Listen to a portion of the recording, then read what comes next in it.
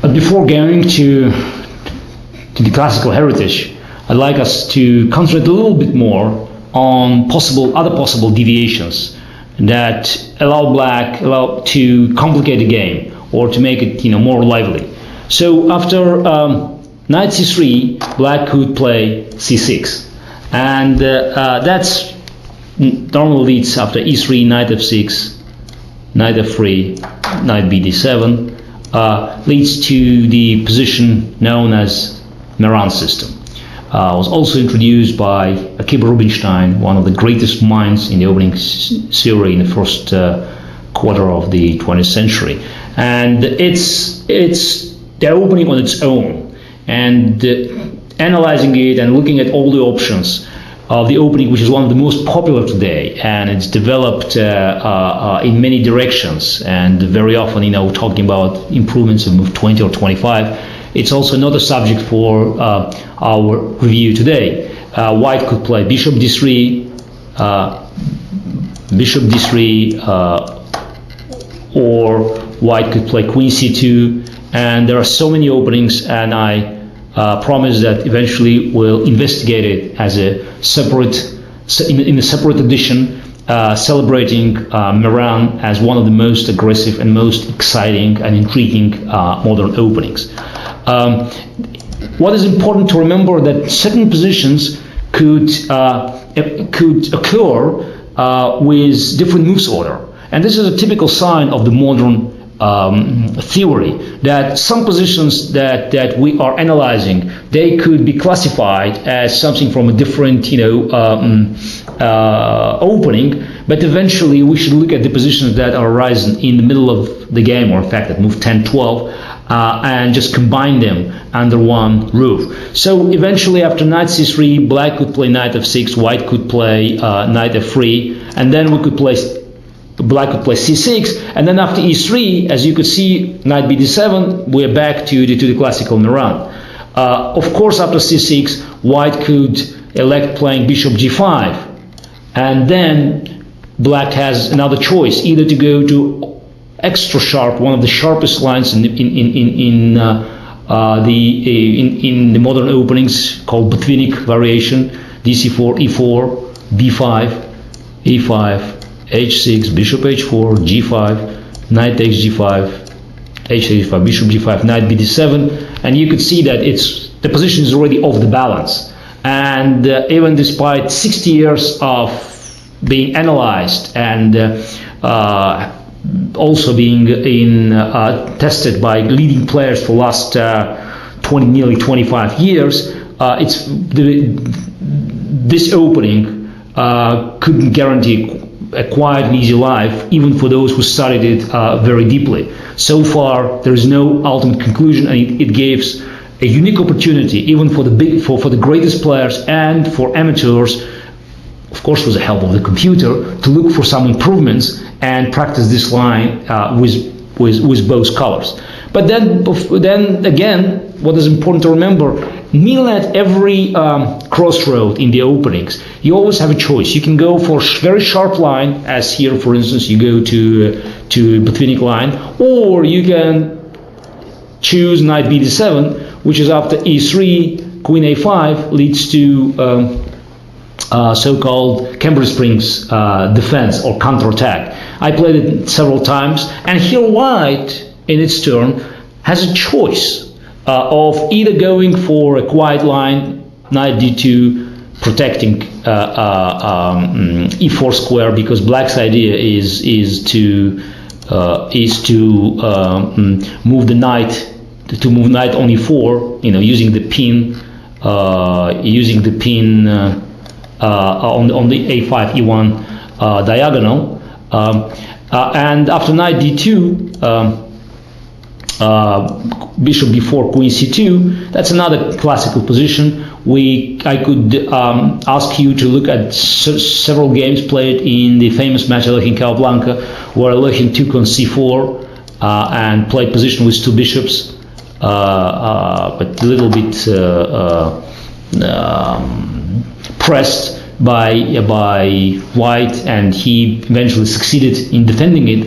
but eventually black was looking for some more aggressive options, and after queen c2 now ended up in playing castle. So you can look at several games that I played even recently, and again there is no ultimate conclusion, but it seems to me that black could hold.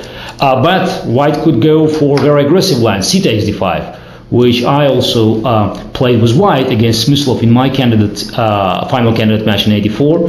And after knight takes d5, queen d2, we are also entering a very, very complicated position. So it's just a general review. I'm not going to give any recommendations. I'm just telling you that all these lines, despite they're very old, some say even antiquated, they always offer great opportunities for looking for improvements. Black could play here bishop b4, black could play here knight 7 b6, and all of these lines are still, hiding a lot of possibilities for improvements, a lot of options for both black and white to deviate from main lines, finding some new, fresh ideas. And instead of going with classical knight bd7 here, or ultra sharp Botvinnik's dc4, black could play h6.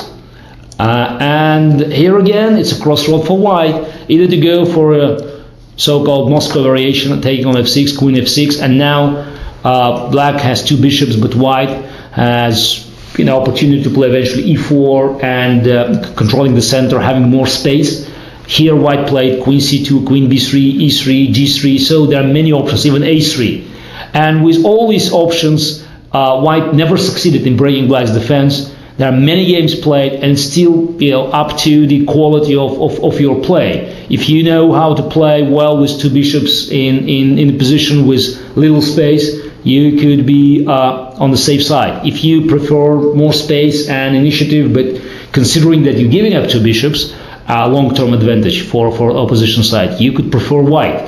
I could also give recommendations to look at certain games. For instance, Alexei Dreyev is one of the greatest experts of this position, playing it with black, and he always succeeded in defending it.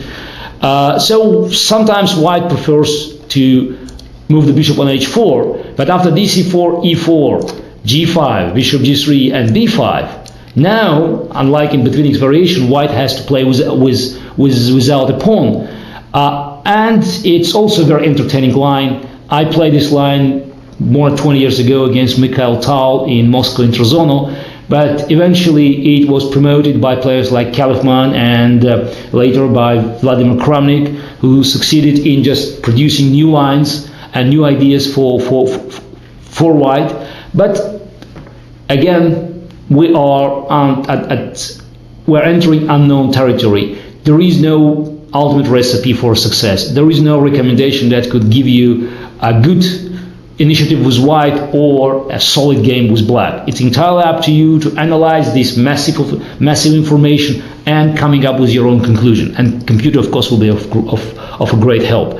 So we could look at all these different deviations. We could look at different moves order that lead at complicated positions. And before we eventually moving, as I was promised, to the classical King's Gambit, I should mention one more, which is after move knight f3, black could play bishop b4. And now it's a new type of the positions that could be classified within the two systems, so-called Rogozin defense after bishop g5, or queen a4 check, for instance, knight c6, and then white could play e3 or bishop d2, or cd5, ed5, bishop g5, and then here black could either play h6, bishop h4, g5, or to play knight bd7, which is a traditional line called Westphal's variation. And again, we are witnessing the same problem. There are many games played. There are plenty of analysis are available in the books or on CDs on the net, but there's no final conclusion. There's still many strong players employing these lines with black, and white is trying to crack their defense. but it's always double-edged.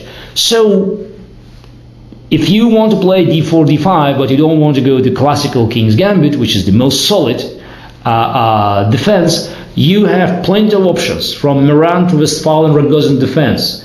Not talking about Slav, of course, and Queen's Gambit accepted, where you could look for more complications. You could look for very entertaining game that could give you chances to take initiative. But all these positions will be characterized with us, with black, having pawn on d5. But now it's enough about general history, enough about deviations. Now it's definitely time to go back to the classical Queen's Gambit, and again, as was said, the openings for the World Championship matches.